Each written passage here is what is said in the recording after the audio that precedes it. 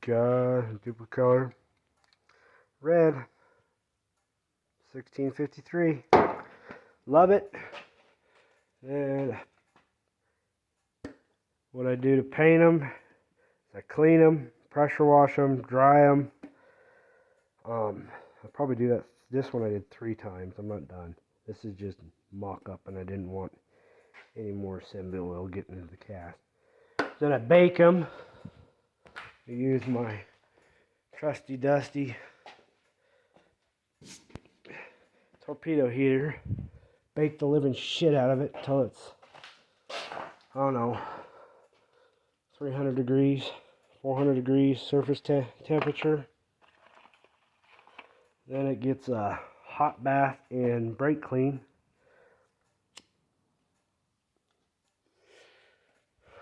And then if there's any spots, and then hot bath, after the hot bath and brake clean, it gets cooked again, burn off any moisture and any oil.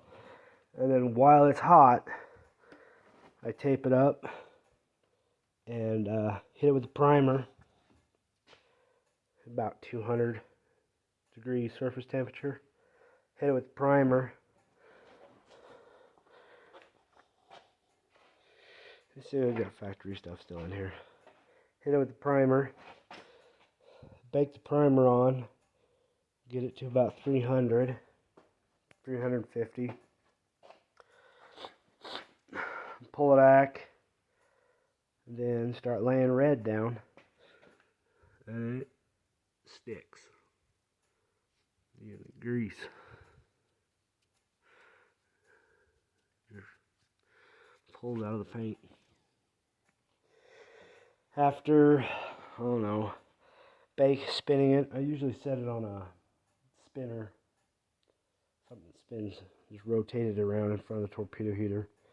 Don't get it up in the 500 range. Surface temperature is a little hot. I would stay 350, maybe 4 if you forget about it, but don't go over 450. That way it's cured. At this point it's cured and is chemical resistant to most everything. So I can come along here, clean this with brake clean, and it won't melt it off.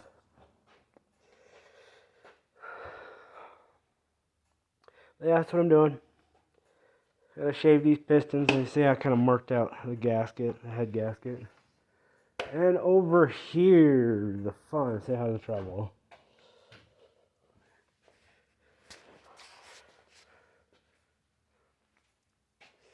Over here is my chop suey. So, I chopped a head apart that had a bunch of fucking cracks in it. So we're looking at the intake. This is that deep dish and that combustion chamber, which is worthless. The older ones didn't have it. 304, 345s. And this tells us the story. The difference between the 304 and 345 head, port-wise. If you look right here, see, we got a 304 gasket.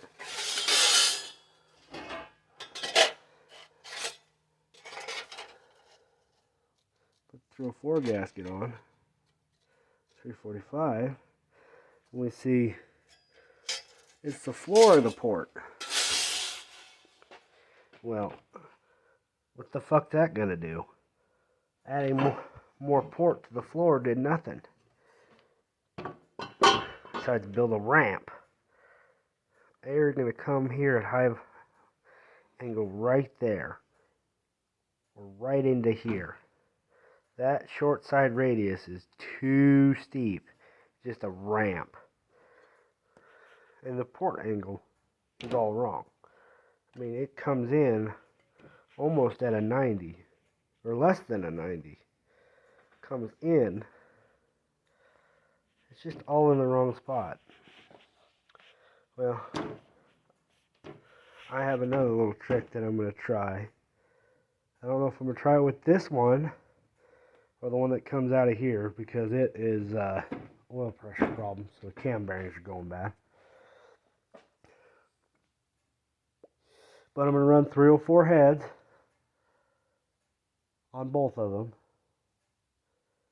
But I am going to come in here. I'll probably do it on the next one because they're going to take a long time. I'm going to use the 304 head because this port, the floor is up. If you look down a 304, see, we got a 304 that's accessible. A mad scientist shit here. Look at the 304. 345 gasket. Boom, you see? All floor. All that port is floor. Worthless. So the floor is, let's see if I can turn the light on. Look down in there. Oh, look at that floor. It's flat. A good flat floor. Plenty of material to, look at some broken stuff in there. Yeah, look at there, a couple extra heads will pound that guide out. That floor is nice and flat. Like this. Excuse my hand. Like this.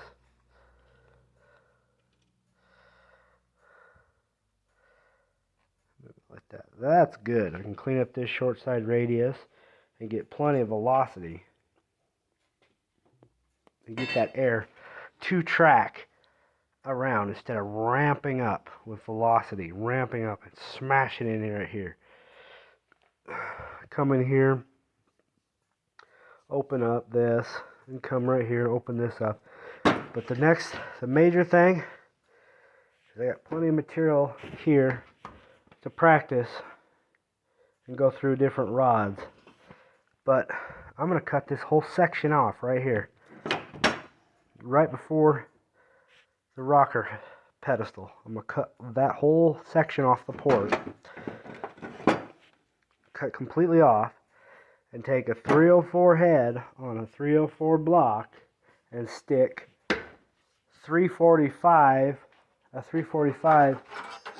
intake manifold on it, and they're taller. The blocks are taller and wider. So I'm essentially going to take that and turn it into that if I can. Hopefully I can. Hopefully it's that much difference. I can pull that off. Just raise that port up on each one. That steeper angle, but I have a better shot into the valve. So instead of this, it would be essentially this. Boom. See what I'm saying? Floor here, top there. Move the whole port up. On the flip side, this poor exhaust. Oh my god, this poor exhaust. The exhaust is by far the worst. Short side radius, not horrible. We can open it up. Leaving the floor alone. Gonna come in here, cut her off. Probably in line with that. Cut this whole section out and move it up. Yes, I know that's gonna mess with my valve cover and all that. I have a plan for that. I'm gonna raise the valve covers. But that's the plan. Means no one makes aluminum heads, performance heads. I gotta watch all these water ports. That's why I sacrificed this one. I'm thinking I'm gonna put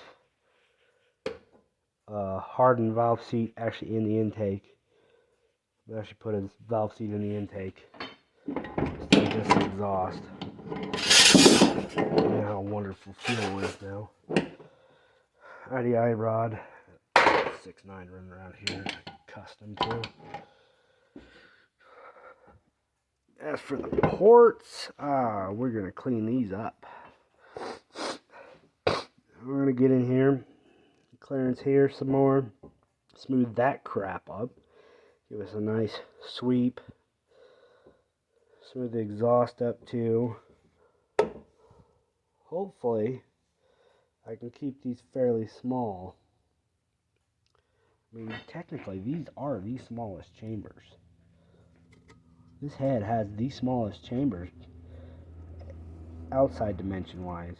It's got that stupid dip in them. So these are pre-EGR and that's EGR style. So I'm going to guess piston set low in this one, piston sets high in that one. I got 300, I got IDI, Chevy Love, a mess.